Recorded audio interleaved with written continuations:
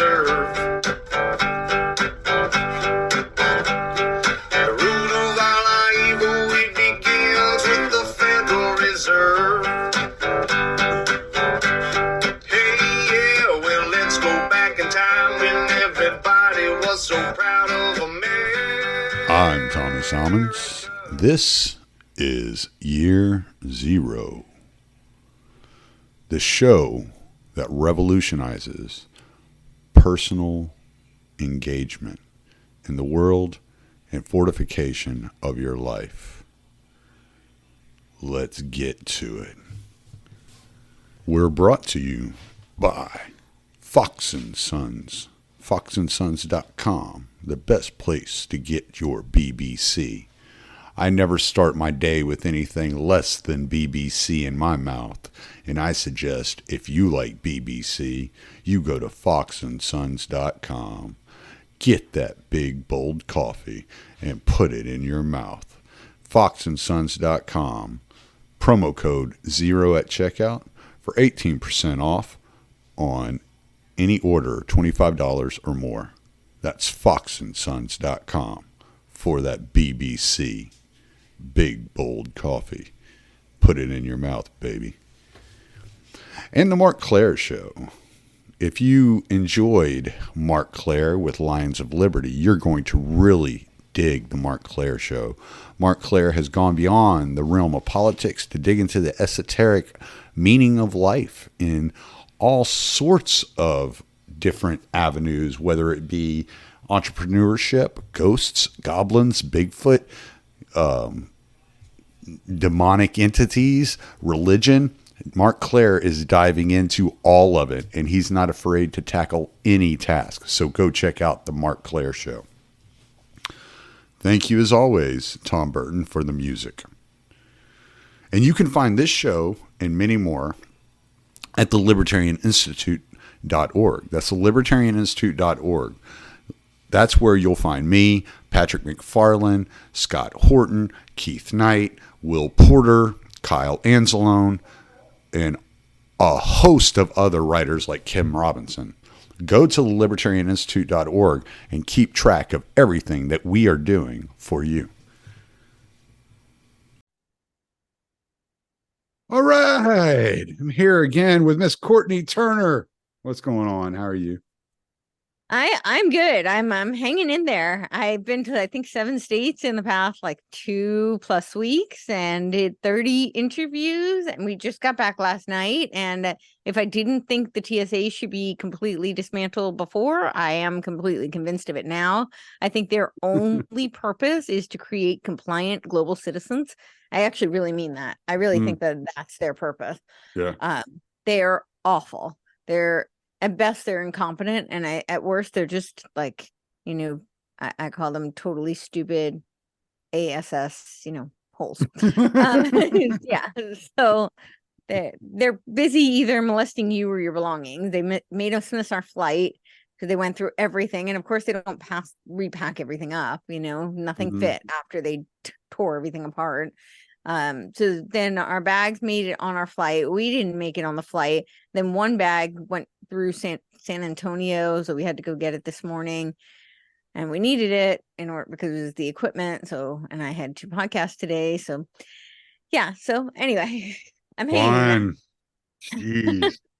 And you've actually been doing some live appearances here this year as well. How's that been going? So in the past, I was home 5 days in the month of August, literally.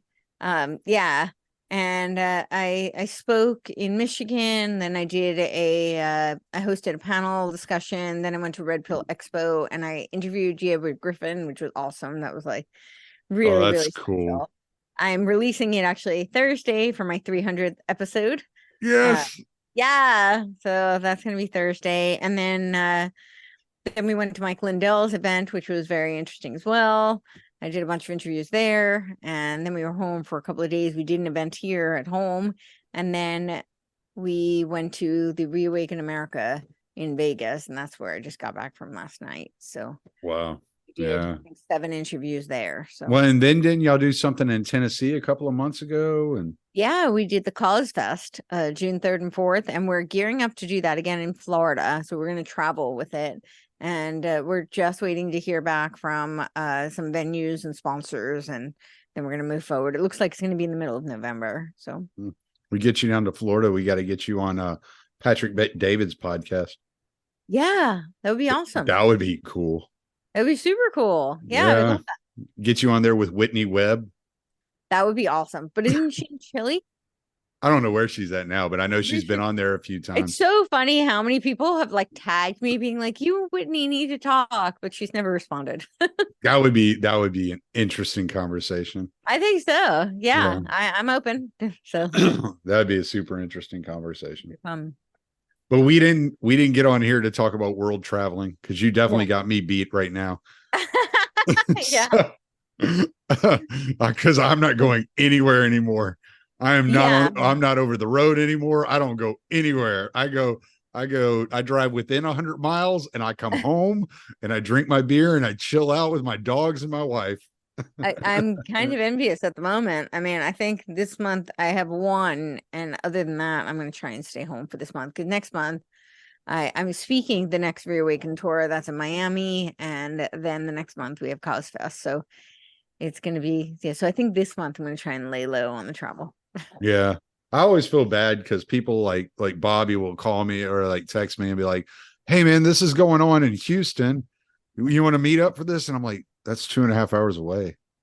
You're like, no. I drove over the road for like 13 years. I don't want to leave my house anymore. I just don't. So fair enough. I get it. And my wife's been laid up. Well, my wife's been laid up with a snake bite. And oh no. Yeah, she's still laid up. Is still dealing with some swelling, but she's all right. The pain's gone. It's just the swelling now. And so, but she said something to me today, because my birthday is coming up. And happy birthday. Well, thank you. It's tomorrow, yeah. But yeah, she told me, she's like, well, you want to go out to eat? And I'm like, well, you're still kind of like in the wheelchair and blah blah blah. And I was like, I don't want to, like, no, not really. I don't want to go anywhere. She's like, we haven't been anywhere in 2 months. And I said, yeah, and I'm perfectly fine with that. Like, I'm good with that. Like, you're like, that's fine. That's fine with me. I don't like, have to go anywhere. Oh, that's funny. So, but I wanted to talk about Fabianism and the way that the social dynamics of modern times have contribute to the Fabian plan of quote unquote the liberal world order, if you would. Mm-hmm. And I was listening to Jay Dyer the other day, and he had said Fabianism is reformed Marxism. Mm-hmm. And it just made me think it's wolf in sheep's clothing, which was their logo. Yeah, exactly. For so long, they changed it to the tortoise, but yeah. So I want to start off, because I can guarantee most of my listeners have heard the term, but they're not familiar with what it is. Right. And so could you give us like kind of this background, this idea of what Fabianism is, where it came from, and how it's developed and how it still kind of exists today? Yeah. So I think the initial leaders were Sidney Webb and George Bernard Shaw, who a lot of people will know more as a literary figure. And you would ask me when you first reached out to me about the social issues and why are the Fabians interested in social issues? And I think when you think about George Bernard Shaw, he's a literary figure, and they're usually they're the messengers for cultural engineering and propaganda, right? It's usually done through, at that time, definitely literary figures. I mean, today it's probably done more through television, film, music, social media is kind of the big one today. But they, as you were saying, they were initially the wolf in sheep's clothing, but they changed their mascot to the tortoise. And the name Fabian came after the Italian leader Fabius, who was known for delaying his tactics. And that's kind of the MO for the Fabians. They're the incrementalists. So really what he said reformed Marxism, I think what he means by that, I mean, I don't know for sure, but I know that they didn't like the idea of revolutionary Marxism. They thought things had to occur gradually. And so what the Fabians are masters of is incrementalism, where they do things in stages in order to condition people, in order to, it's like, I always use the tug of war analogy, right? This is why I hate when conservatives or people on the right say, hold the line, hold the line. I actually really hate that term, because if you're playing game tug of war and somebody pulls an inch, you hold the line, you're still an inch down the line. They hold another inch, right? Then you're 2 inches down the line. Before you know it, you're miles down the road and you're wondering how you got there. And that's essentially the tactics of the Fabians. They believed in, the other thing they believed in, penetration.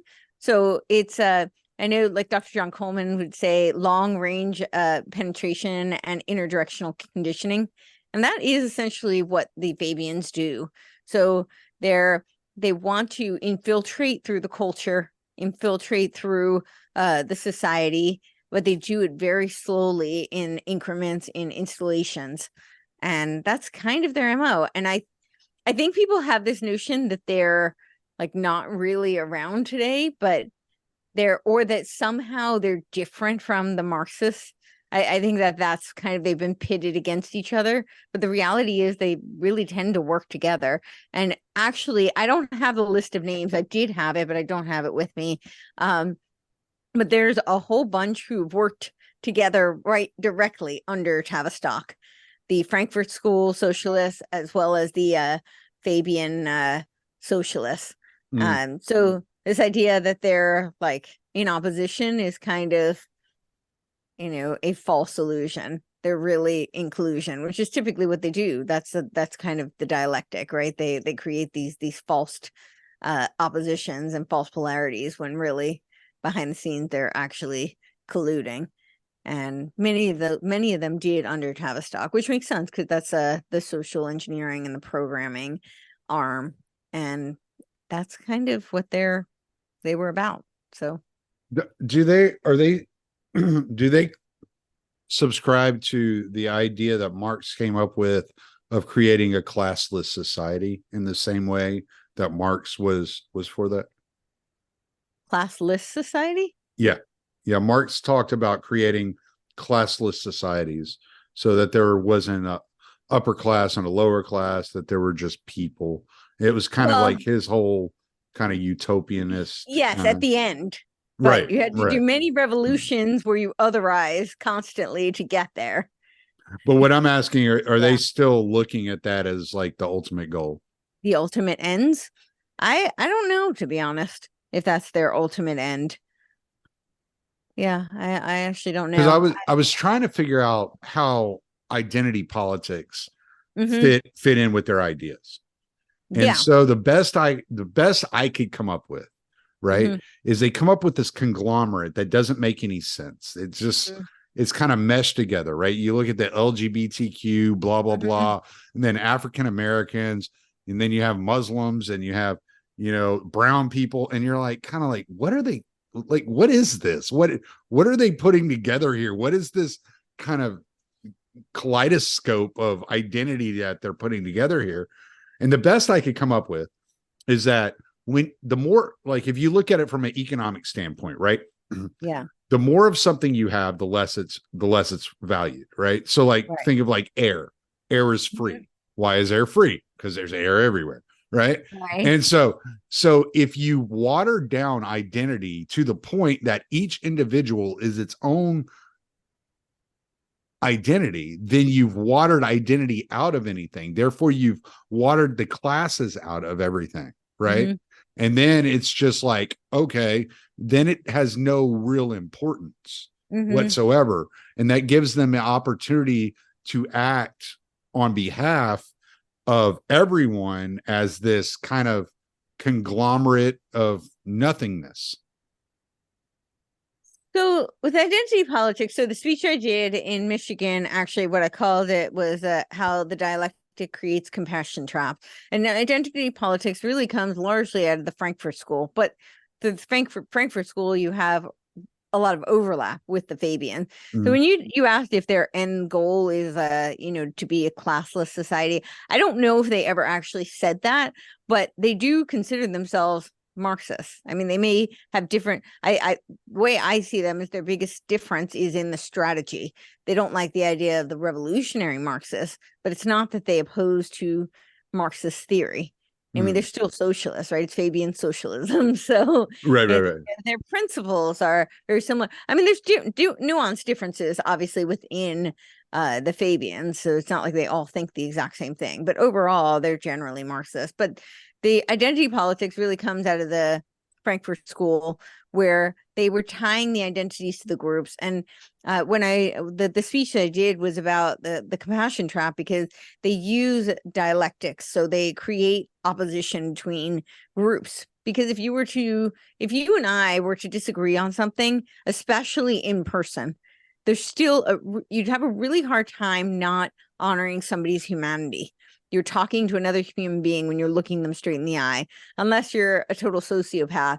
Most people, even if they really disagree with somebody, even if they really dislike somebody, they're going to honor the human aspect of that person in a discourse. Whereas when you have groups, it's much easier to have groups fighting against each other. And so that's part of what they were doing, is they were stripping people of their individuality in order to create these groups. And I think it was designed to have these warring factions. And one of the things the Frankfurt School did was I think one of the things they're very well known for was the Jews. They tie their identity to the Holocaust. And I'll say this as somebody whose entire family is Jewish. I'm not one of those people who doesn't think the Holocaust exists. I know a lot of people who are survivors. I know the tragedy and the atrocity of the Holocaust. So it's not to undermine that. However, most of my family was, left long before that. They were not in the Holocaust. They're still Jewish. Their identity is not wrapped up in the Holocaust, but the Frankfurt School intentionally tied their identity. This is just one example. We see this with so many different groups, but this is just one example. And it's ironic because they, pin all of these, anti-Semitism on them. It's very interesting. They create these, again, so it's just this false dialectic, but they tie their identity to the Holocaust in order to create a victim class. And this is Marxism. You're creating the otherism. It's the same thing with Maoism. They create, in Maoism, it was the friend enemy. So you were either a friend of the state or you were an enemy of the state. But it's the same thing. It's just different terminology for creating these polarized groups where you're either, the quote unquote good guy or you're the bad guy. And but by tying their identity to the Holocaust, they made them into victims. And now we see kind of the trajectory of that. And this is just one example. There's so many groups. I mean, obviously we know the blacks, there's many groups, but with this particular group, now we see this dialectic that's occurred where on the one hand, they're the sacred cow, they're the victims. You can't say anything bad about them, or you get canceled and, or you're anti-Semitic, you get labeled. On the other hand, there's people who blame them for everything, right? The Jew conspiracy, they're somehow, less than 2% of the population, but they're responsible for all the evil that's ever been perpetrated in the world. When the reality is neither one is actually 100% true, right? Right. There are many Holocaust victims. There are many people who were, even people who are not Jewish, who were, very devastated by the Holocaust. That is a fact. That is true.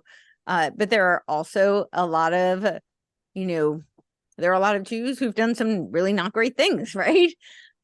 Both things are true, but they tie the labels, and this is where the identity politics comes in. They tie these labels so that you can have groups fighting against each other, because it's so much easier to create chaos and, just people fighting and bickering and destroying themselves than it is to have individuals do that. So it's a way to breed collectivism. So is this kind of like the whole Ibram X. Kendi quote where he says the solution for past discrimination is present discrimination, and the solution for present discrimination is future discrimination? And it's like, dude, if you just keep doing this, it's just a non-ending cycle. Like, don't you Yeah. see this? It just continues to go. Hmm. It's like it doesn't even register in his mind that, oh, all I'm asking for is people to continue fighting. Exactly. And the reason I call it the compassion trap is because you exploit the best aspects of humanity in order to get people to destroy each other. And, compassion is different than empathy or sympathy. Sympathy, obviously, I'm sure, we all know the definition, but just to lay it out, like sympathy, you're relating to somebody in a personal experience that you've incurred. Empathy is you are imagining you're walking their shoes, you're relating to them, but it's not personal to you. And then compassion is different, because in compassion you have you have empathy for the person, but then you actually want to alleviate their suffering. You want to somehow fix their problem, take away their suffering, ameliorate their ailments. And that's a beautiful aspect of humanity, is that we want to help other people, and they exploit that through creating these groups. And what happens when you have these groups? It becomes like the mother hen. And so you think about, like, typically on personality tests, like they have they say that women tend to, one of the reasons when women tend to lean more left politically tends to be because they're higher on agreeableness. Agreeableness, though, bifurcates into compassion and politeness. Now, compassion, and typically women score higher on this because compassion is a trait that is needed to protect and nurture the offspring. But if you think about what happens, they're very compassionate and in tune to the needs of their offspring. But what happens when that you come into the bubble of their offspring, when you become a threat? They're not so compassionate to you, right? They become mama bears. We saw this over the past few years with, what was going on with COVID and, the CRT, all of that. Who rose up? It was the mama bears, because Right. they needed to protect their offspring. And so that's kind of what happens when you have groups. You have people who become mother hens. And so they may be compassionate to the group that they're trying to protect, but they're vicious to anybody who's outside that group. And that's why identity politics is so effective for creating chaos and for having people destroy each other. Whereas if you were to do the group, then it's much harder to achieve those ends. You wouldn't be able to have the same amount of destruction occur, because we're just biologically wired as social creatures to not want to engage in, I not necessarily even confrontation, but you don't want to put yourself in a position where you are threatening somebody else, or because in return, they could be a real physical threat to you. Like I always use the example, like I could say something that might really offend you, and through this screen, there's no danger. But if I'm standing in your presence, I'm not saying you would, but you could get angry enough that you could punch me in the face. You could hurt, you could kill me. Essentially, you could, Right. shoot me, whatever. And that's just whether or not we rationally acknowledge that or think that that's going to happen. We're biologically wired, because as cavemen, that was a realistic threat. And so This is you something I've really heard. want to. This is something I've heard Jordan Peterson talk about, which I always found one of the more interesting talking points that he had was that when men interact with each other, there's underlying this underlying sense that violence could be following anywhere in its path. Absolutely. And that women don't have that same inherent kind of caution to men, which is why you kind of see the way that women treat men, and men are like, hold up, like if you were a dude, there's Right. no, you wouldn't get away with this if you were a guy. Right. But because of the social kind of I don't even think it's social. I actually think it's biological. do you think so? I actually think it's biological.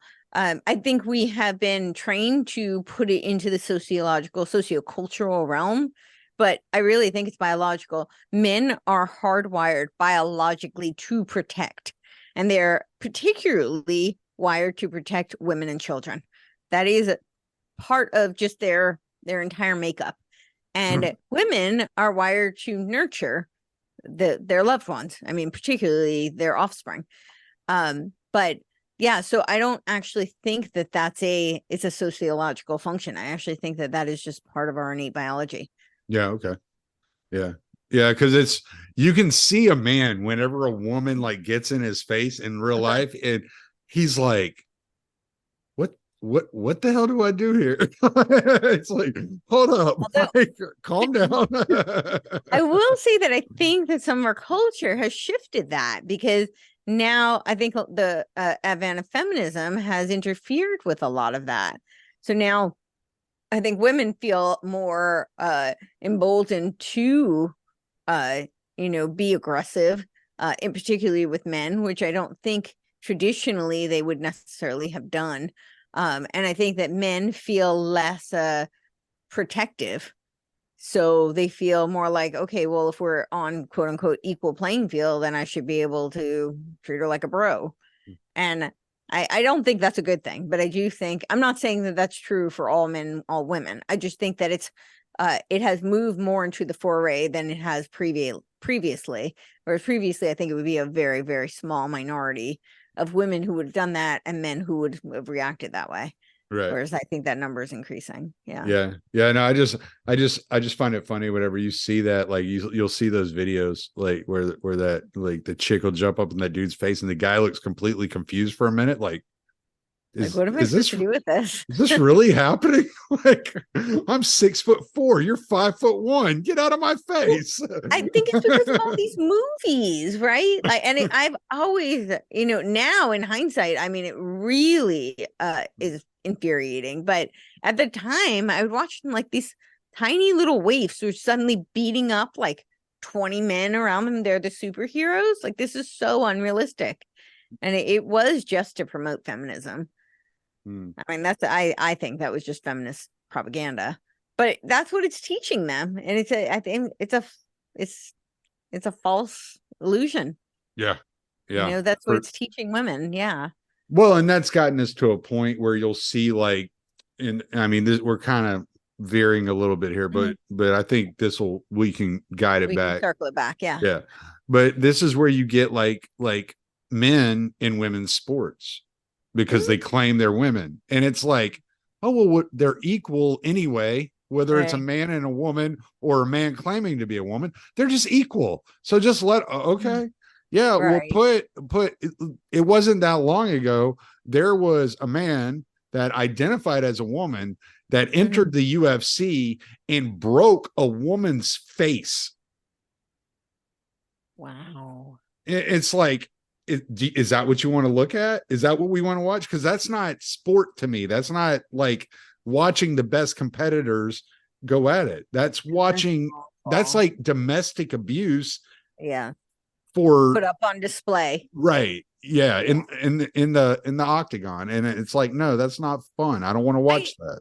Yeah, and that's why I say like these movies are setting a false example for women, because like I always use myself as an example. I'm 5'1". I'm pretty strong for my size, but like even a guy my height will be like 99.9 times stronger than me. Like, out of 99.9 times out of 100 will be stronger than me.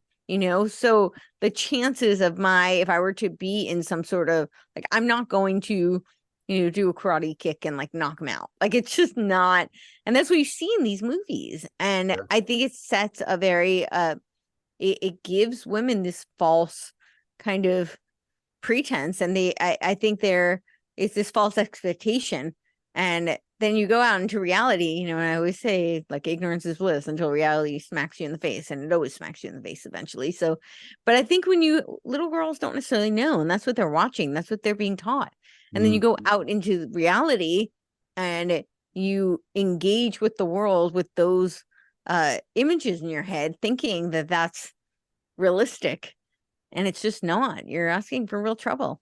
And where did this come from? Like, why do you think this was pushed at such a velocity onto public?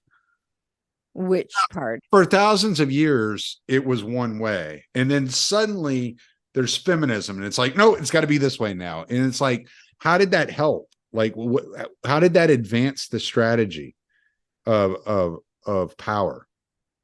Oh, I think it's been in the works for a very long time, but I know that I mean, one of the like primary missions of the Tavistock Institute was to destroy women, and they wanted to do it through feminism, and they knew that it would destroy Western civilization if they could Wait, bring. wait. You're gonna have to expand on that, because Yeah. when I think of feminism, I don't think of it as destroying women. So explain to me how that works.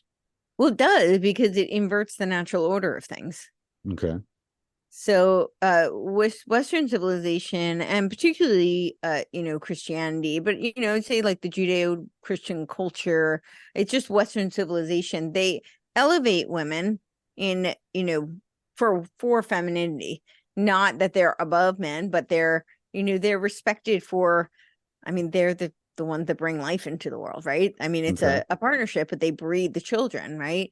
And so there was a reverence and a respect for femininity that hadn't really necessarily existed in the same way previously, and that creates a cohesion for the family. The family structure as a nuclear family is not like an ancient concept, right? There, but in tribal times it was not the same kind of a formula. And so they wanted to. Tavistock mission was to destroy the nuclear family, and they knew that one of the ways that they could do that was through the advent of feminism. See, So I think the destruction of the family, and I could be wrong, and you could have a better grasp on this, but I think the destruction of the family came from the creation of the nuclear family, right? I understand that to some getting extent. getting rid of the extended family. No, I don't disagree with that.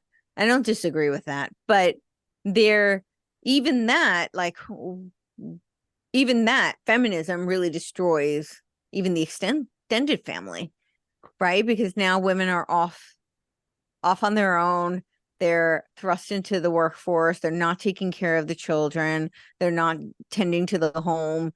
They're now in aggressive type positions, which it just inverts the natural order of everything that and I'm not saying women should never work. I'm not saying women shouldn't have any kinds of rights. That's not what I'm saying. I mean, obviously, like, I don't believe that, but I do think them being kind of thrust into those positions, and I think that the incentivization of that, and it's not just the women going to work. It was much more than that. I think about like again the incrementalism, right? They started with really the promiscuity. They started with the objectification and the hypersexualization of women, and it didn't go like instantly from wearing Victorian dresses to suddenly, and even in Victorian era, you could see the beginning signs of it, right?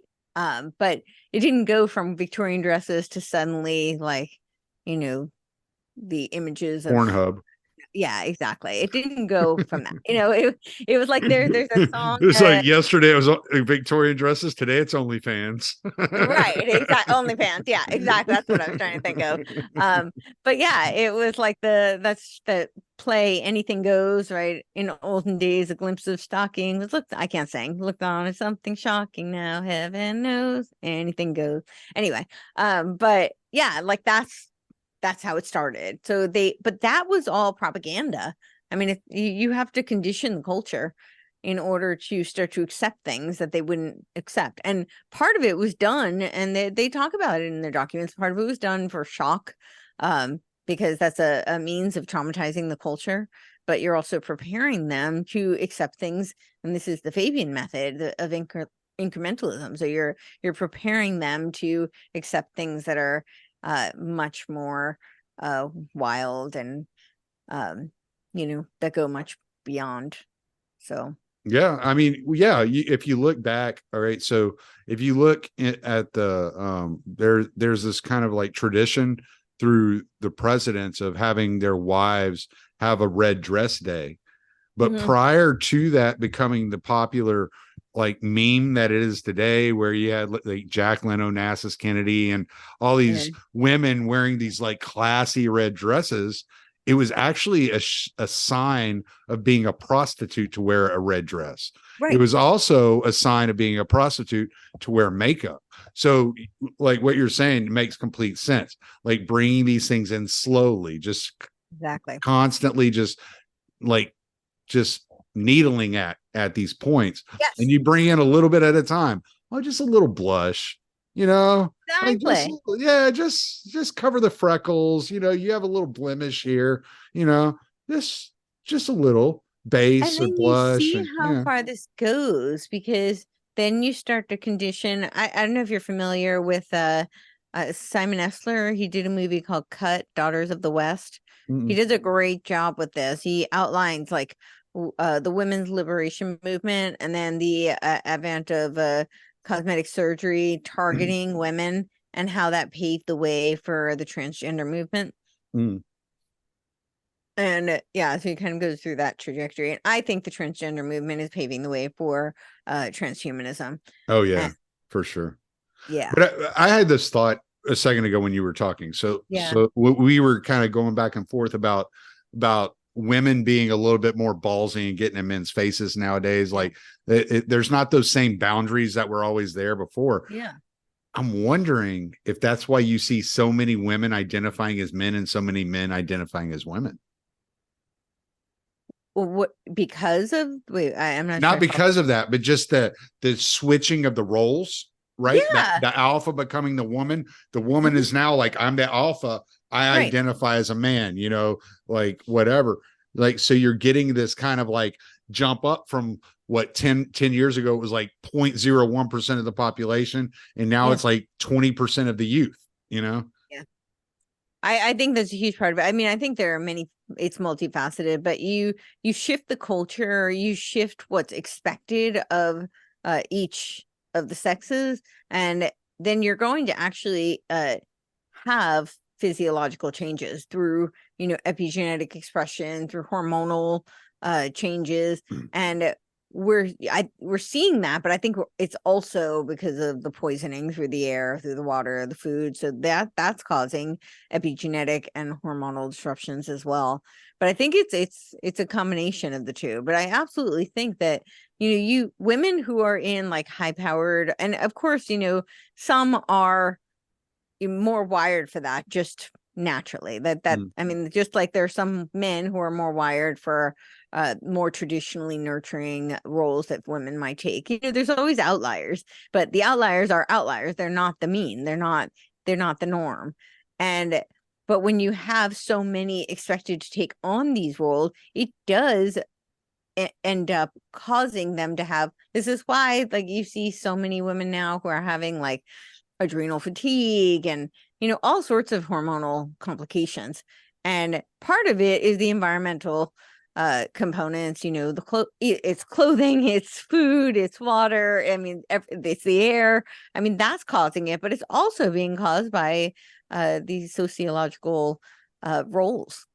So, and And same for this women. is, Women, I mean, sorry, same for men. Men are becoming, the testosterone levels have dropped and plummeted. So, yeah. yeah. And this is where the whole wolf in sheep's clothing kind of idea comes from, because it was sold to you as such a good idea. It was for Exactly. liberation. It was so you'd be more free, so you're not And being abused, so you're not being mistreated. and it really enslaves you. Ultimately, all these things enslave us. We're sold this lie, that like the lie of the patriarchy, right? That somehow women are being oppressed and they're being enslaved, when really they're in many ways much more free.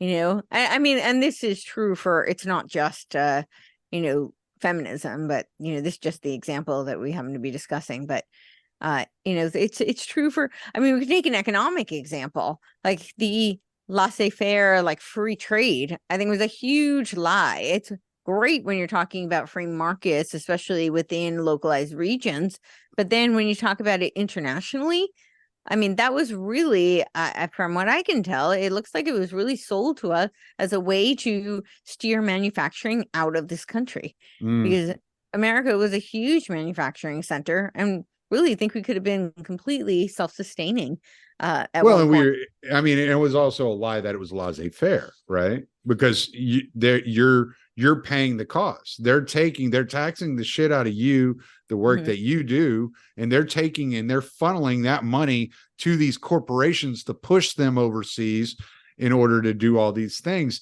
for them to get the cheap labor. And then they turn Well, you. that was, but that, I mean, that's not right. But that was the free trade when they were saying like we're going to be Well, free. right, I right. guess These are what the free trade agreements were. What I'm saying is it's not like actual laissez-faire. Like yeah, no, it's not. laissez-faire would be like me and my neighbor doing something. It's right Yes. where it's a voluntary agreement, right? You're Right, both right, right. entering a voluntary a contract with each other, whether it be formal or not. Yeah, no, absolutely. I think it was a complete lie, and I think it was designed to take down the United States, Yeah, it's a total scam. but particularly through just exporting our manufacturing, which is what they did. I mean, now we manufacture very little now. So why would the Fabian system, Hmm. the way it's developed, like they need a hub, don't they? Like I would, at least that's kind of the way I look at it. Uh-huh. So they're looking at taking down the most powerful economic system and Hmm. lowering it down to like a, let's say at best second world Uh-huh. level, which I think they want to bring everything down to third world Right. except for them. And that's kind of the way I look at it. Right. But I'm paranoid, you know. Right. So, Right. but and so they want to drag this system down, but don't they need that financial hub? Because what I'm looking at now with the BRICS system, right, Uh-huh. offering up like resistance to the Western Yeah. petrodollar, like Yeah. is are they playing both sides of this? Is one hurting hurting them? Like what's going Well, on here? they typically play both sides, so that's my guess is that they are. Um, but I think the financial hub would be, I mean, a lot of the Fabians were also London School of Economics and, Bank of London people. So I think there's definitely a center there. Which is another kind of interesting thing that I didn't realize that, but that, a lot of the London School of Economics people who were Fabians also funded the Austrian School of Economics. So it Hmm. wasn't quite as a free market or, as people would want, or wasn't necessarily as much of a alternative or uh, opposing economic system as. Rothbard is rolling in his grave right now. Yeah, yeah. But yeah. Well, I mean, von Hayek is, I think, like a good testament to that. But See, I was never a big von Hayek fan. yeah, Yeah. So but yeah, but the two, he advocated too much government for me. yeah. Well, I mean, that he thought that was the solution was to Yeah. have a centralized world government. So Yep. yeah, yeah, he did. But people Which typically think of him as like the opposition to Maynard Keynes, and when in reality they were both kind of predicated on Adam Smith and Marx, and of course Smith and Marx were both kind of predicated on Mandeville, who was an open Luciferian. But well, that's the so way to go. yeah. Yeah. That worked out well for Crowley. So Yeah, so I don't know. But I think that's really the biggest misconception is that there are these opposing kind of options when oftentimes they're really just two sides of the same coin. They're often just well, yeah, because I always had violent this like coalition. whenever I was digging into economics years ago, I would always I always blew off Keynesianism because it always looked like none of this, it doesn't really, it looks like it's meant to only benefit the elite, right? Mm-hmm. And then Yeah. you had the Chicago school, right? Uh-huh. And then you had the Misesian idea, right? You had Right. the Ludwig von Mises guys. Right. And I I was think always Mises more, was better. Yeah. right. I was always drawn more to Mises. Like the Yeah. Chicago school seemed a little bit too globalist for me, which now I'm going to be called anti-Semitic because I said the word globalist. And And so that's a trope now, apparently. I was like, What? yeah, I heard that the other day. Somebody said the word globalist, and and somebody was going nuts saying, "Oh, that's anti-Semitic trope." And I'm like, so the only people that are globalists are Jews? I never said that. I'm sure there are But plenty of Iranians that want to be globalist, you know. it's so crazy. But this is how the identity politics, right? They make all of these groups and these different labels, and this way you can you can demonize or glorify something instantly, and then you have the perfect opportunity for negation. You can nullify it as a result.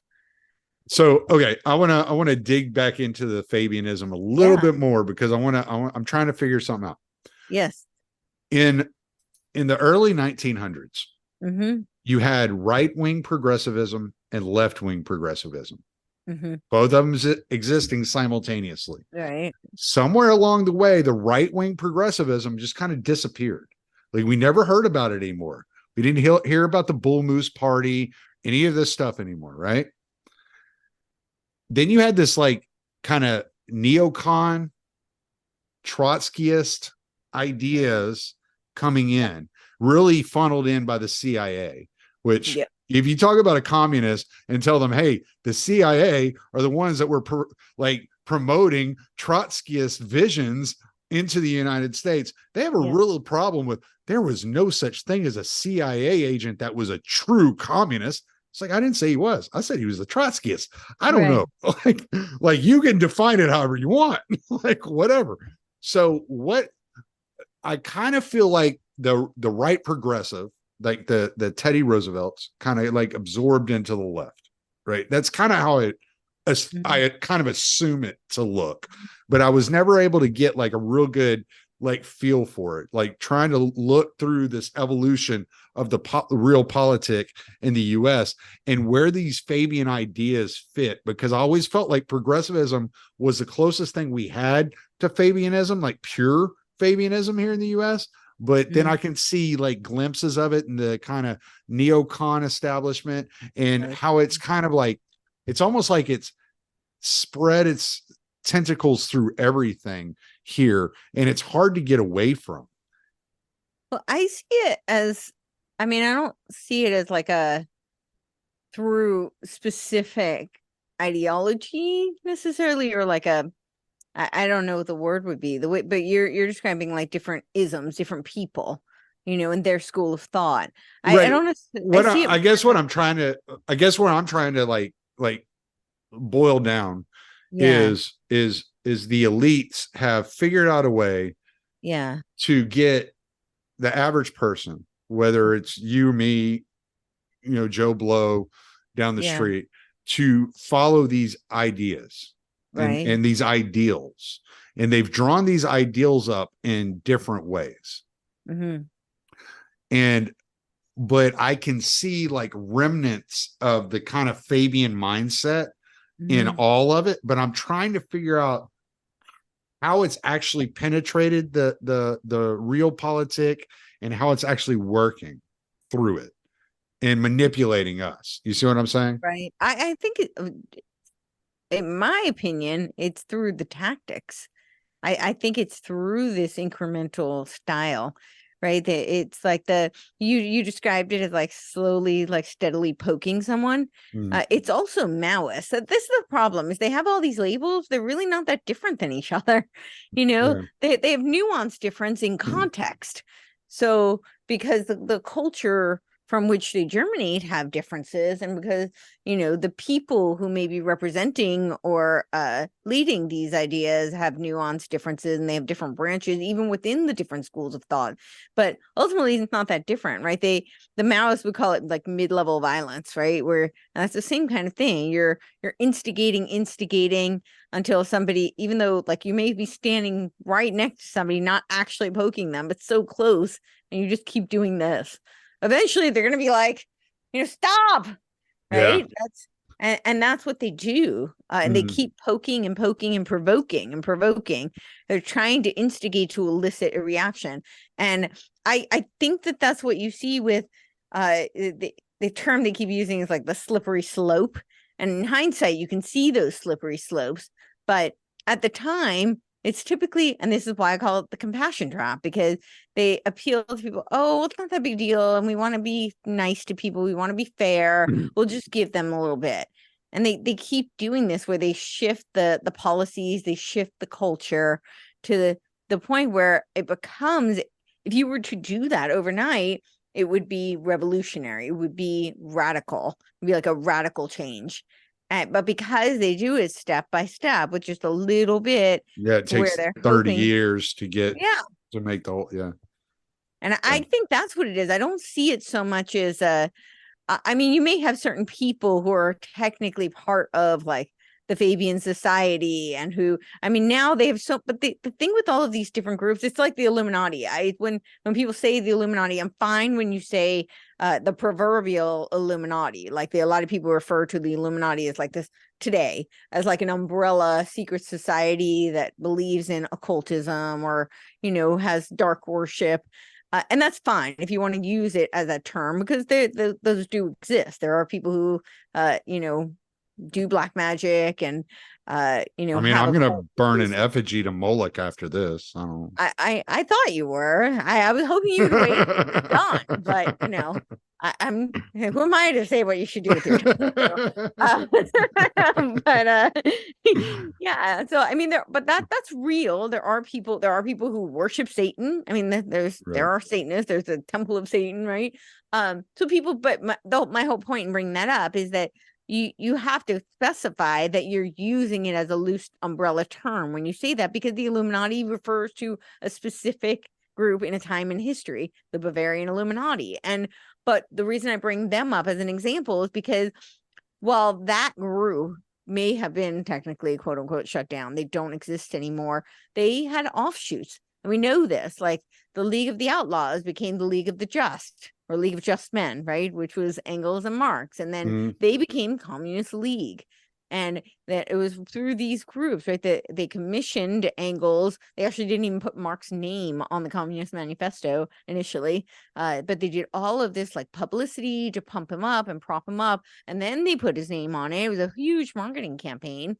And meanwhile, a lot of it, from what a lot of people have claimed, is that it was predicated on Weishaupt's Illuminati Manifesto, and then Clinton Roosevelt's the science of, I never remember the name of it, but like the Science of Natural Law book that he wrote. So it was predicated on these, but essentially it was a derivative of the Illuminati, right? It came out of the Illuminati, but it's not the Illuminati. So it's the same thing. Like the Fabian Society itself may have had offshoots, and now they still have things like the Privy Council and the Pilgrim Society, and they have all of these other groups that I think they share a lot of the same principles, and maybe some of the leaders have overlaps and whatnot. So yeah, I guess it's just like, it's hard for me to look at, because I guess I come from such a blue collar mindset, and always have,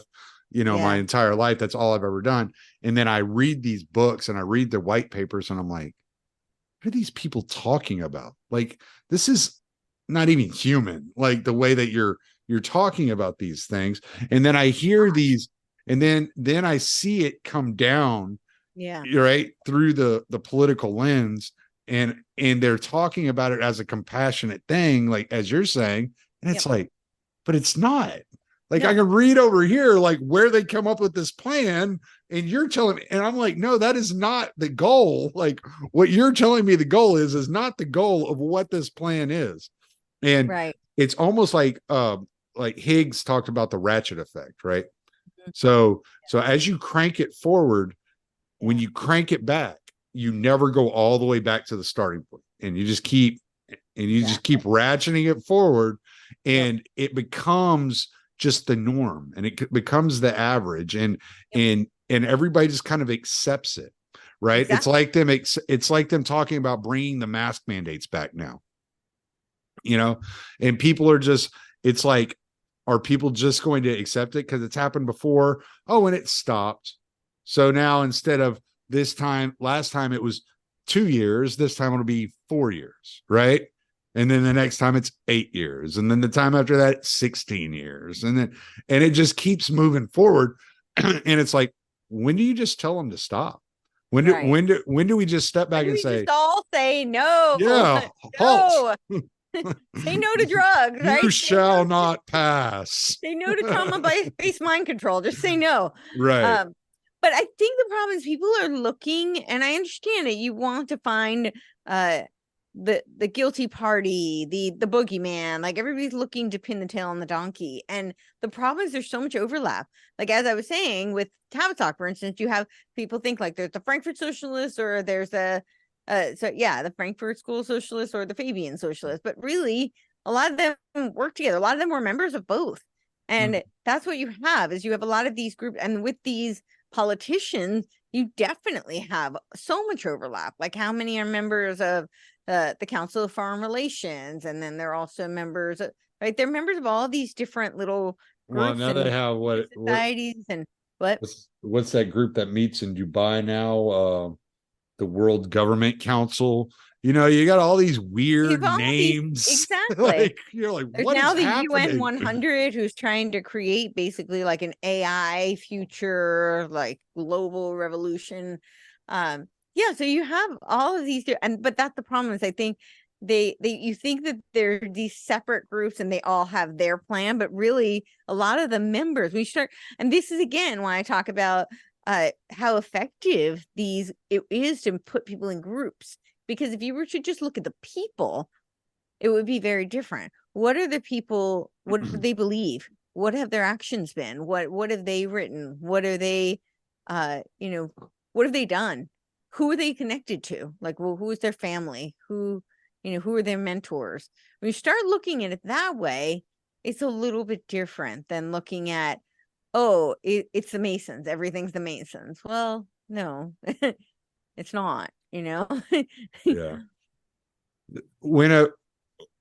I think like my whole thing, and the reason I like to have these conversations, especially with you, because you're so willing and able to digest and kind of break these things down in such a easy fashion.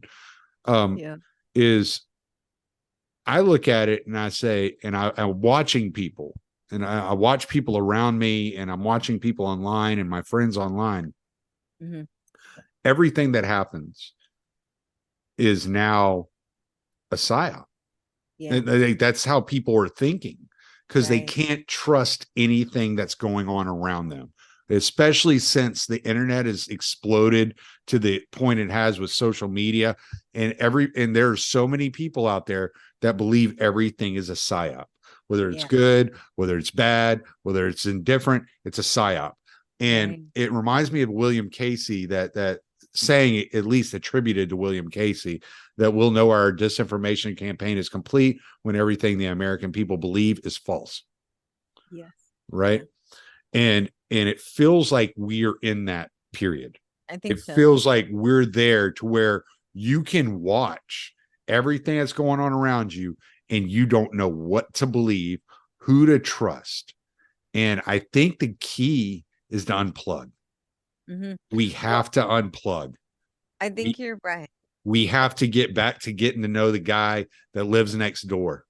Yeah. And building that community face to face, person to person. Get off of these devices, not permanently. Like, you can still chat with your loved ones, but you need most of your day should be outside of this. I have actually put down social media almost completely. I very rarely even look at it anymore. I feel so much better about life.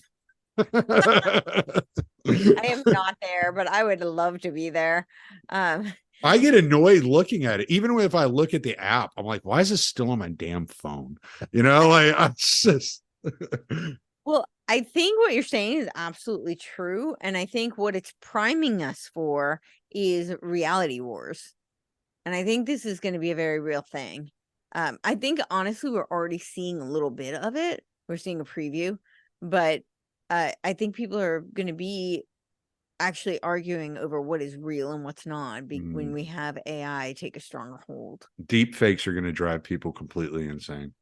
But it's not just deep fakes. I Well, I'm mean, just thinking about like when you're looking at like presidential campaigns and stuff like that, deep fakes sure. are going to drive people crazy. Yeah, but I mean, I think they really want to try and grow this metaverse idea, and then you're gonna have people who are really plugged into a virtual reality, and it's going to be very hard for them to discern. It's like, the best analogy I could think of would be, you have a really vivid dream, and you wake up, and you have like a deja vu moment, and it's really hard to discern, did I live that, or was that my dream last night? And it's kind of, the boundaries are blurred. Well, imagine if you spend a decent amount of time in a virtual reality and you start to have trouble discerning between what you experienced in reality versus what you experienced in a virtual reality. And now I think there's going to be reality wars. People are really going to be arguing over what is actually real versus what is You know what's scary about the whole thing? It's not our generation, like you and me, like we because we come from before the internet. We right, recognize before the internet. It's the kids that are born with nothing else. Like they were born, like when we were growing up, right? Color television and the telephone in your house, like, were normal. And when the right, cordless phone came around, you're like, oh, that's a cool invention. But it was always there. So if you right, wanted to watch, and then like you sit in front of the boob tube for 8 hours a day, you sat in front of the boob tube for 8 hours a day. And it wasn't rare for kids to do that growing up, right? And so I'm thinking about that, and I'm like, well, if it's just a normal staple in the life of these children, right. like I think the only thing that could possibly be a blessing in disguise is the fact that it's so unstable, that it's always a new app. They're never addicted to that one app all the time, right? I think Facebook has tried to do it, but you see that kids don't even spend time on Facebook. Now they're on Instagram. They're like, oh, that's the old people. Yeah. They're not even on Or Instagram. Snapchat or TikTok, or but they're whatever. never on one. They're on like Yeah. they're like scattered all over the place. They're going all over. And so keeping their attention on that one thing, unless they interwork all of them and get them all tied together into one. I think they want to do that. I do think that that's their goal. I mean, I think that I kind of see Well, Elon Elon and Zuckerberg have to fight in a cage match first. Well, Period. and I think they're already starting that, right? They were talking about it, and then Zuckerberg's like, he's not serious. I'm not doing this. So. Well, I do think they're even not just in the ring, but I think they are trying to, like, they're already pitting them against each other. Like Elon's like propping himself up as like the free speech guy, and then Zuckerberg is the oppressive. Like, didn't Zuckerberg start a Twitter, like a Facebook Twitter or something like that, called like Threads or something like that? on Instagram is like, oh, similar, okay, I guess. Yeah. Oh, okay. He's trying to start something like that. But I mean, I think they want to create honeypots decentralized. And I think that is what I mean, Elon said he wants to make it like a WeChat, only better. That's part of the reason I stopped looking at it.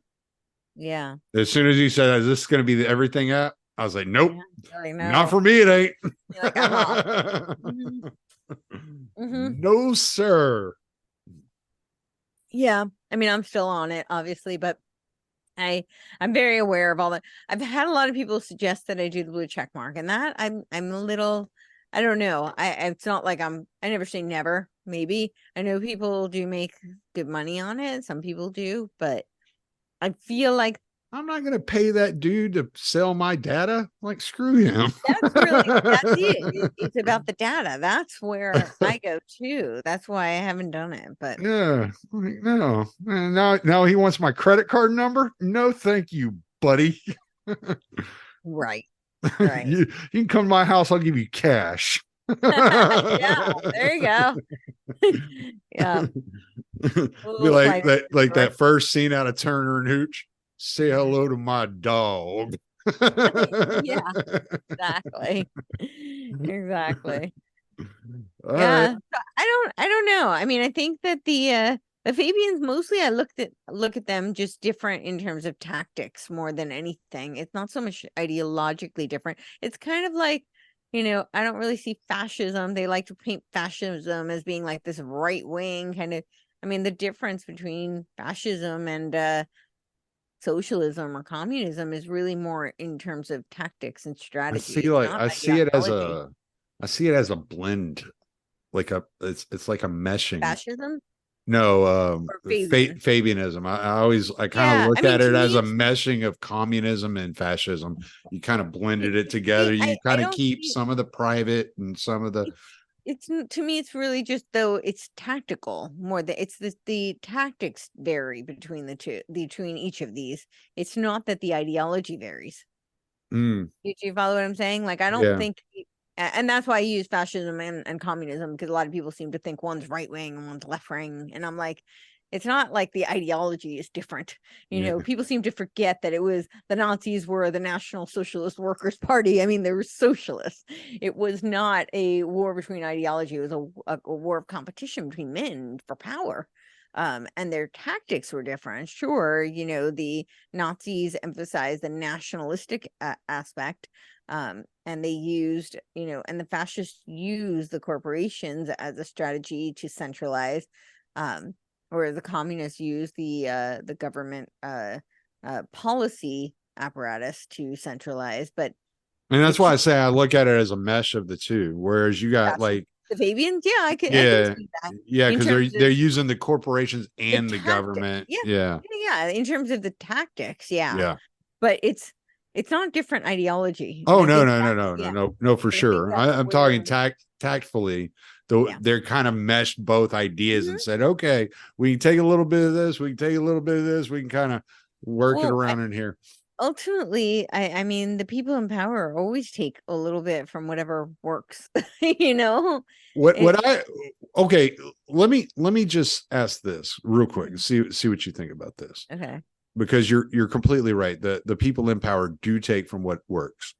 Yeah. Why do they why is there such emphasis on the global structure Mhm.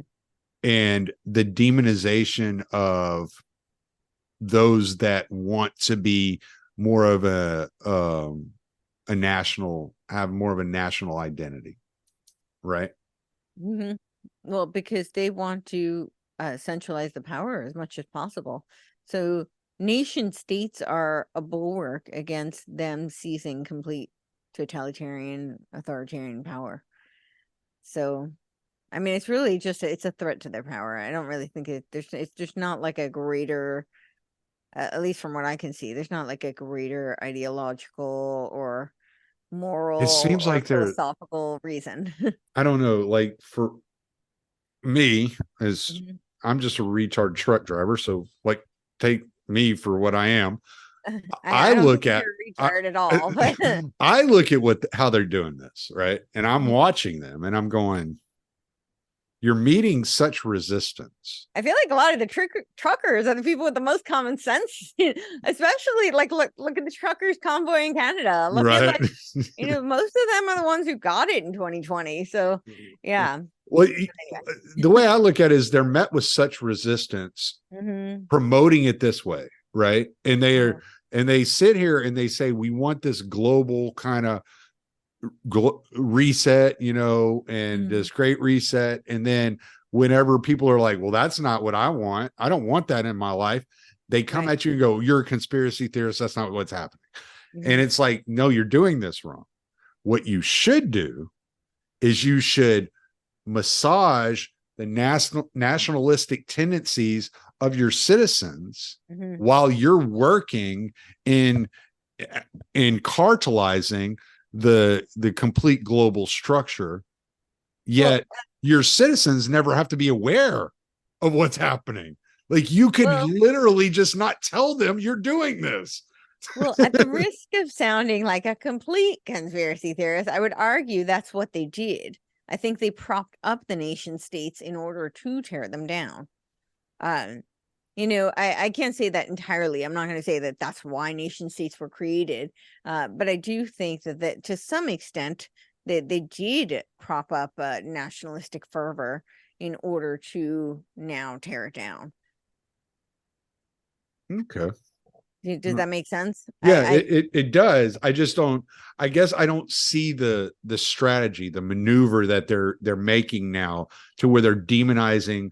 They're willing to demonize like half the population of their country, whenever they could just bring it to a nice stillness by just giving lip service, right? And it just doesn't really make a whole lot of sense to me. It's like we can still operate on the global scale and still act like you have a national identity, whether you do or not. Well, yes and no, because there are some structures and boundaries they need to disintegrate, and they don't get the conflict if they don't do that, right? So you need to have the tensions. So if they were to just But quietly, what is the tensions do for them at this point? Because it seems to me well, I like think they've they're already captured everything. No, they haven't. I mean, America may not be as strong a force as it once was, but it is definitely the biggest threat to their agenda, which is why they attack it so hard. See, I But thought Russia was the biggest threat to their agenda, which is why they're no, being demonized America to is the still extent the they biggest are. threat to their agenda, which is why they attack America so hard. I'm not saying that Russia doesn't have some strong things going for it. It does. But I would argue that America is still the biggest threat to their agenda. But what you asked, what are their goals? What do they want? I mean, I think that they want both civil war and world war. And if they don't have the nation states, we don't have the illusion of course, like part of the reason we have this, at least from what I can see, I think we have all these nation states. You wouldn't be able to have all this defense if you didn't have these nation states supposedly needing to defend against each other. And what happens with quote unquote defense, right? This is where we get all these black op carte blanche budgets where they're creating all of these weaponized technologies that tend to turn inward, right? You know, they're done in the name of defense, but oftentimes they get weaponized against the people. And I would argue not just the people of America, but they get weaponized against the people in many countries that they're supposedly purporting to protect. But you wouldn't have that without the notion of nation states, right? What are we defending against if we don't have nation states? But I do think that that's what they want. They want civil war and they want world war, because if they can create that kind of conflict and tension, then they don't have to destroy us. They don't have to go to all these lengths to depopulate us. That would do it. That would devastate us financially and just the lifespans. I mean, it would decimate people. I think they could just outweight it though. Like just they could just outweigh the generations that are resistant. Because like I said, with the younger kids growing up under that particular idea and with that technology already prevalent in their lives, they're kind of already conditioned to it. Well, yeah, I mean, they don't work one strategy at a time, right? So I mean, I think they're working that angle. Well, I only have one brain. I can use at one time, and these people got to slow down. Yeah. Well, and they've been I at speak it Southern, damn it. I speak Southern as a motherfucker. well, they've been at it for a really long time. So Yeah. they've been working many angles. And of course, they're totally targeting the children. I think the younger generation, a lot of them have been captured, but a lot of them have rebelled as well. So, I see both occurring simultaneously. But yeah, I think they're hoping to do a complete color revolution where they don't have to fire a shot. But if a shot is fired, they're hoping that it's going to be from us and that they don't have to do it. They don't have to wage any of the warfare against us. That we just destroy ourselves. It's much easier to have your enemies destroy each other than it is to go to war with your enemy. Right. And that's what they're hoping for. But world war would be pretty devastating, and if it went kinetic. And I think that they would like it. I don't know that it's going to happen. I think right now we are, I would argue, in World War III, or World War IV, some may make that claim, but it's just not fully kinetic. but I think we are in more war on many levels. I mean, I think definitely psychological warfare is rampant. I think we are under psychological warfare. There's biological warfare. There's information warfare. There's economic, financial warfare. I think it kind of goes on and on. But. Well, and I think the mistake that people are making is they think that the world war is between NATO and Russia, whereas right. Well, of course. Well, again, if you didn't have like the nation states, you wouldn't have these competing factions, and so that's what they want. They want to prop up these ideas of this ongoing war. And what's happening with this war, right? It's like we're giving billions and billions of dollars to Ukraine to fight. None of it makes any sense. While Maui burns. While Maui burns. Yeah, that makes sense. If you look into the UN 100 and their plan, they're looking at making Ukraine like this, the hub for their AI world takeover. So, but what I was saying, I think people are mistaken thinking that the world war is NATO versus Russia. I think the world war is the technocratic monopoly versus the resistance. Yeah. And the resistance just isn't a single group, right? The resistance hasn't come together. It's individuals that are like, I don't want nothing to do with what these people are doing. Like, I don't know what this is, and it's not for me. Right. Yeah. It's like when people say that there aren't sides. Well, no, the sides that they've told you may be false illusions and managed dialectics, but there are sides. It's we the people versus the parasites, essentially. Yeah. Did you see that video of that little Asian girl that came out mocking Greta Thunberg? No. She was talking about 15-minute cities. And she's like, I don't want to be surveilled everywhere I go. Thousands of cameras watching me 24/7. How dare you? I was like, that's awesome. I'll have to find it for you. I'll send it to you. Oh, that's hilarious. Yeah, that's great. It's great. It's funny. It's a little 12-year-old Asian girl. It was really funny. Awesome. Yeah, I definitely want to see that. Yeah, how dare they? Right. But I think this is why I say TSA is trying to breed compliant global citizens. Because think about it, like we accept literally being molested. So not this flight, but it was the last trip I took. So I was alone. I was going to meet my fiance. He was going to pick me up at the airport, and they always pat me down. And this woman says to me, so I'm going to have to pat down your groin and your butt. Are you okay with that? It's like, no, I'm not okay with that. No. She says, oh, would you like me to get a room? No. Like, how does this become okay? I'm going to see my fiance. I have a room waiting on me. Yeah, right, exactly. But it's like, think about this. Like, how did this become okay? Like, we're so conditioned to be like violated constantly. And this trip, they went through all of my stuff. I mean, it was obvious that it was like cameras and microphones. They're going through everything. They have no regards for your belongings. They, just tear it apart. And then they can't pack anything back. Of course, we missed our flight because, we had to repack everything. They take my flip-flops. It's really obvious there's nothing in my shoes. Like, and I have to stand on the gross ground. I'm just saying, like, all of these things that, and I always bring up that when, right after 9/11, those machines had full visibility. You could see everything. I did not sign anything saying like you cannot post these up on the dark web. Like, right? I don't know if you did, but suddenly that's okay. Like, it's basically porn that they have full access to. Right. And I bring up all these things because years ago, people would not have been comfortable with that. Like, my friend told me the story about her 97-year-old grandma who brought a knife through the gate to cut her apple.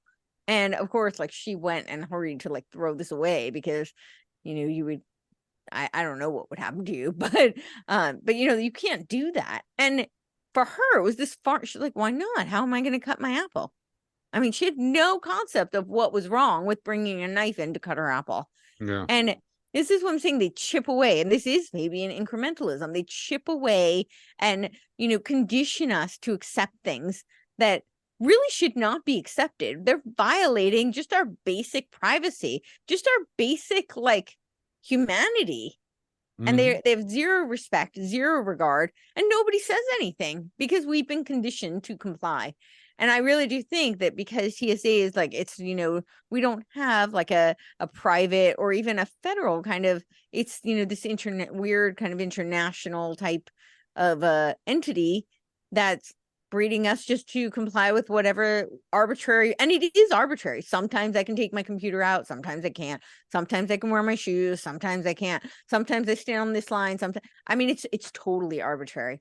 Yeah. Sometimes they pat me down, sometimes they don't. I mean, for no reason. But this is trauma-based mind control. They're trying to condition us with things that are arbitrary and that are violations of our basic humanity, and we just accept it. And then they keep encroaching a little bit more until we're like, yeah, just muzzle me. I'll wear a mask on a plane when it's already hard for me to breathe. And I'll just breathe in all the CO2, even though I'm being radiated on. I mean, when you walk through those machines, they're like bombarding you with radiation. Yep. You know, and that's perfectly fine. Pregnant women go right through, you know, it's just so asinine and horrifying when you think about it, and people just accept it. It's no big deal. Just is what it is. It's the way it goes. Yeah. And I remember like when I went to when I flew to South Africa to visit Beatrix before we were married, I had to stop in Germany. I had a layover in Germany. It was like 13 hours. So I left the airport and I came back and got on another plane to fly from Germany to South Africa. Security was nothing like it is in America. I went to take off my boots and they looked at me like I was insane. They're like, what are you doing? Like, I was like, don't I have to take off my shoes? They're like, no, put your shoes back on, man. I don't want to smell that crap. You know? Exactly. You're walking around Frankfurt for the last 8 hours. I don't want to smell your nasty feet now. You know? So, and I was like, okay, like I'll put my shoes back on then. All right. Yeah. Yeah. And yeah, just the conditioning, like I just automatically started taking my shoes off. They're like, what are you doing? No, don't worry about that. I was like, oh, okay. My bad. Yeah. I mean, I'm thinking about it. Like they always go through my bag. They take out, of course, my bottle of contact solution literally says TSA approved on it. They always take it out. They open it up. I'm like, I'm blind in one eye. Could you please not mess with like the things that go in my eye? Like, could you just not? Like, you know, they have no regard for anything that's you or your belongings. And it's, I feel violated every time. I know it sounds preposterous or like I'm being hyperbolic to some people, but really, if you think about, like, think a great example is my friend's 97-year-old grandma, because to her, this is absolutely ludicrous. It's asinine, you know, and it should be, and we should be outraged, but we've been conditioned. Well, hey, no, it's no big deal. You know, you want to fly, this is what you do. And, but if at the very first sign of these things, we stood up and said, no, like, this is absurd. Why would we do this? Then, but that's why they do it incrementally. It's just a little bit, you know, just for 2 weeks. I mean, could you imagine if they said you were going to wear a mask for 2 years, what the response would be? No, it's just 2 weeks, flatten the curve. Why are you going to make a big deal? Just wear a mask lock down for 15 days. Just stay in your cubicle for 2 weeks. I mean, you know, just eat bugs for 2 weeks, and then it becomes 2 years, 4 years. Right. Yeah. Yeah. And they push these things through incrementally, and they always, and then they act like you're insane if you don't want to do it. It's right. Well, no, that's like you said, it's absurd. It's abnormal. It's absurd. I'm not doing that, you know, and that's what we really should do is at the first sign, understand that these are their tactics. And so at the first sign of something, don't say, oh, it's no big deal. Well, it is a big deal. And it's going to be a really big deal if this perpetuates, if this advances, then it's going to be a really big deal. But if we stop it now and say, no, I'm not doing that. I mean, I really, really hope that, I know they're talking about locking down again and masks and pushing more jabs. I really just hope this time people, not everyone will, but I hope there's enough of a critical mass that just says, no. Yeah, I'm not doing it. Yeah. Yeah, my kids aren't learning on Zoom. Like, no, we're not doing it. Which that didn't work out well for them. No, you know? that woke up. That was the one part that was actually kind of a blessing in disguise. The only reason I can think of that they're trying to push through lockdowns again, because I don't think it's actually, I think it's going to backfire on them if they do it. I don't think it's going to work well for them. The only thing I can figure is it's the only way they can figure out how to get mail-in ballots, like I know. universal I mail-in think so too. ballots. I think that's the only thing. And I'm like, y'all could just say this is how we do it now, because that's what y'all do, right? Y'all just introduce something and then like, yeah, suddenly this is that's how we do it now, you know? Yeah. Like, so I'm kind of taken aback by the idea, because it seems like it would really hurt Biden, and I don't think they won't want to hurt Biden. I do think that's what they're looking for, but what I really think is they're hoping to, provoke enough violence where they can then evoke martial law. I think that's what they'd really like. I could be wrong. The last time the violence they provoked, they did nothing about. So it was apparently the violence they appreciated or endorsed in 2020, the summer of love. Oh, they did a lot about that. They didn't do anything to the BLM riots. They were burning down businesses, and Right, that's what they wanted. They wanted the businesses to burn down. that's what I'm saying. Yeah. But I think this time but I think what they're looking for is a martial law. Yeah, I do think that's what they're looking for. Well, I don't know Marshall, but I already don't like him. Yeah, well, yeah, I don't know, but I know I heard. I mean, I obviously don't have inside access to anything of this sort, but I did hear that there were a lot of people pressuring Trump to do like the Insurrection Act or martial law at that time, and and he said no. But I know there was that incident in DC where they set that church on fire, and they were trying to get to the White House, and they had to move Trump down into the bunker, and he refused to take any action. And they were really pressuring him to do something about that. And I think that St. George Church that burnt down, that was like a historic monument. And yeah. So yeah, it's crazy what's going on. I always tell people, if you want to know what America is going to look like in 10 years, just look at South Africa, and if you look at what's happened, and the only reason I know so much about it is because that's where my wife's from, and paying attention to what goes on there and the way that they, decimate statues and murder people and rape and carjack, and it's just terrible. The unemployment rate never gets over 35%. Like I mean, under 35%. I'm sorry. Right. It's always just sky high unemployment. There's no such thing as, like, here in the US, you'll hear 8% unemployment. People like start freaking out. It's like, no, these people ain't heard of 8% unemployment in their entire lives. Wow. Yeah. So that was a first world country. Right. Well, look at Venezuela, right? Prior to Mandela. From the year, what was it, 1992 to 2000, it went from first world to third world. Yeah, I mean, well, Venezuela was like the 5th wealthiest nation in the world. Yeah. And it was like almost overnight. I mean, it was, people have said that that'll happen here. I don't see it, honestly. I mean, I hope I'm right. I don't know. I could be wrong, but I don't see it. I think Americans, there is first of all, we do still have the Bill of Rights. That we still have. I think we need to restore. I think the Bill of Rights is only as effective as people are willing to. Well, that's what I'm saying. It needs to be restored. People need to use it. But we do still have it. And I think there is something hardwired in the American people to preserve freedom, to preserve free will. Unfortunately, it's not as pervasive as I'd like to see, but I think if it really got to a point where, the overreach was really that extreme, I think Americans do have an ingenuity and a resourcefulness and a really a risk-taking, I think it's a risk-taking, like the frontiersman type spirit. Yeah.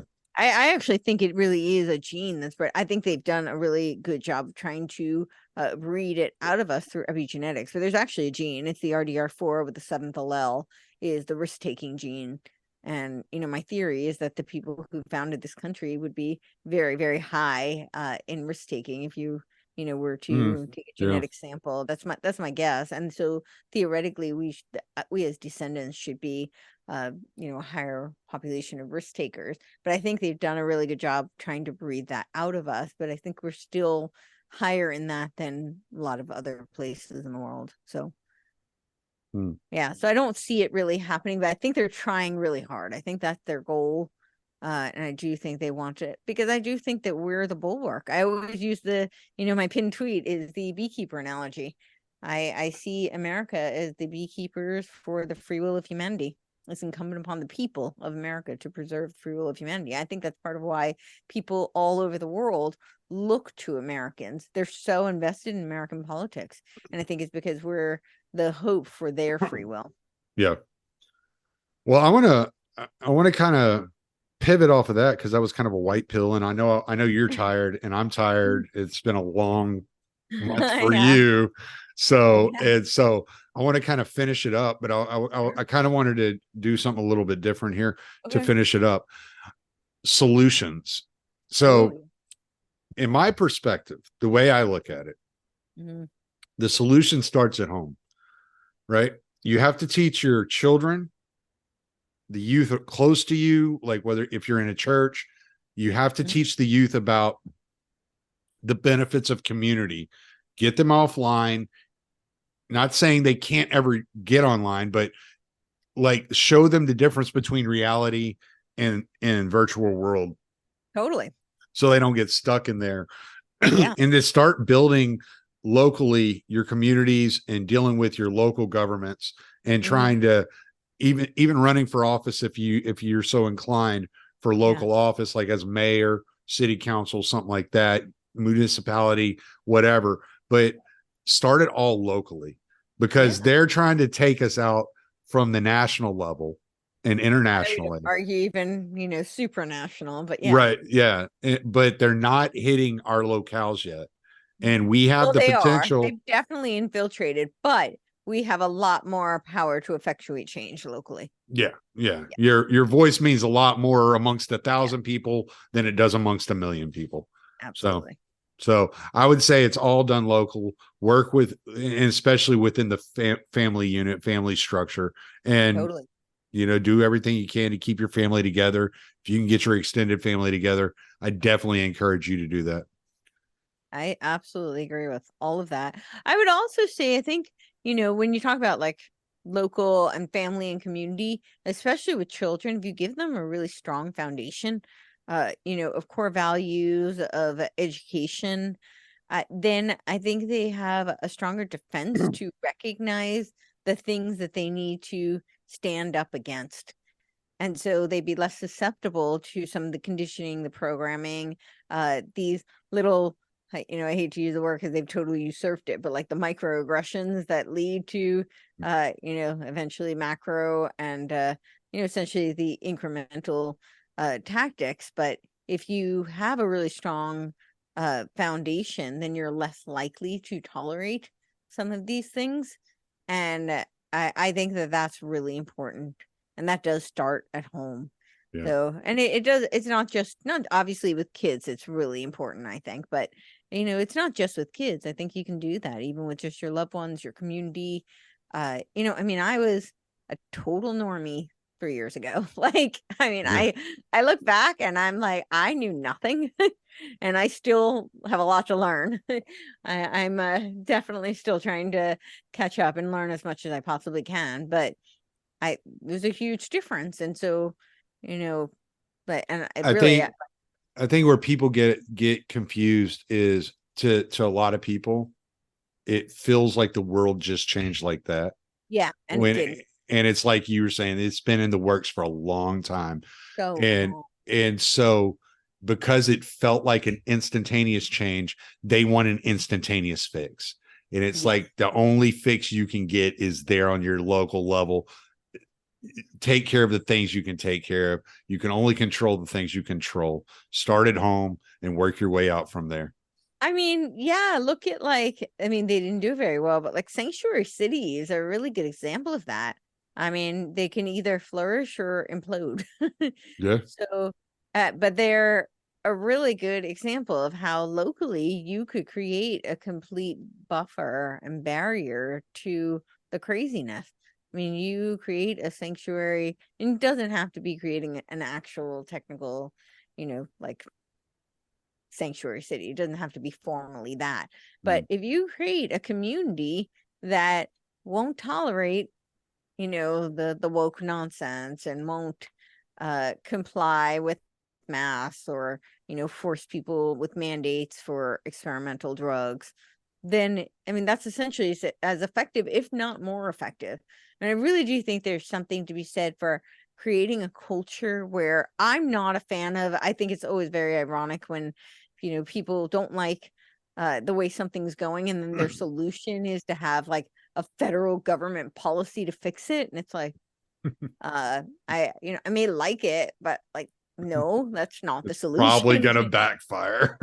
Yeah, exactly. Like the answer is not to have a government mandate, even if it's a government mandate that I personally would like. That's not the answer to me. But I do think there's something to be said for creating a culture. And locally, this is part of why humans, I think, are intrinsically wired to be kind of tribal, because you want to be around people who, culturally will align with you. So, people who don't smoke tend to want to hang around people who don't smoke, whereas people who are smokers typically want to, because they don't mind the smell of it or right. So I mean, it's a silly example, but people who like to do similar things are going to congregate together. And you can do that within your communities, but on things that are a little bit more substantial, like, hey, we're not going to force gender affirmation. Like we're going to shame people who do that because we don't think that's a good thing. And I think in that context, a little bit of shaming is not a bad thing. It's within your culture. They do it on the other side, and look how effective it is. So what if we had strong communities that were like, no, that's, why would you do that? Like, that's mutilation, actually. Or, that's a child abuse, actually. Right. Yeah. And for you to do that within your communities, especially you build those communities that feel that way and that want to reinforce that, they create a good buffer. And you think about, if you created many of those communities, what a defense that would be against some of this egregious nonsense. And yeah, For sure. Well, plug away, Miss Courtenay. We got to both need to get some rest. I got to go lock my chickens up, and Yeah, no, this was a pleasure. I really enjoyed it. Thank you so much. I always love our conversations, and I apologize for being so tired. But so CourtenayTurner.com is probably the best place you can find me. I spell my name like Courtenay, so CourtenayTurner.com. And if you want to find information about the Cause Fest that we do, it's Rebels, plural, 4 FOR spelled out, cause, CAUSE.com. Or you can just go to CourtenayTurner.com and find the events page, and that will link you there. We don't have the dates or the venue locked up yet, but we should in the next week or so. So, yeah. Oh, you don't have to apologize for being tired. I couldn't even tell from listening to you talk, but I only knew because you told me ahead of time. So. Well, thank you. Yeah, no, last night was definitely, but it just reinforced. I've never liked TSA, and now I'm like, now you like them even less. Yeah, well, no, but it really, I don't think I really thought about it that way before. They're trying to breed compliant global citizens, but that's their term, global citizens. And you think about, like, it's people covering, I mean, I was flying domestically, but it is the whole purpose is this, supposedly we're protecting international borders. That's the purpose of it, supposedly. Yeah. I'm going to Colorado. I'm not going international. So go bother someone else. It's still, you need PSA, but yeah, it's I don't know. Go to the international gate. Leave me alone. How about that? Yeah, exactly. Well, don't worry. They have people there. There too. All right. I'm going to stop the recording. Okay.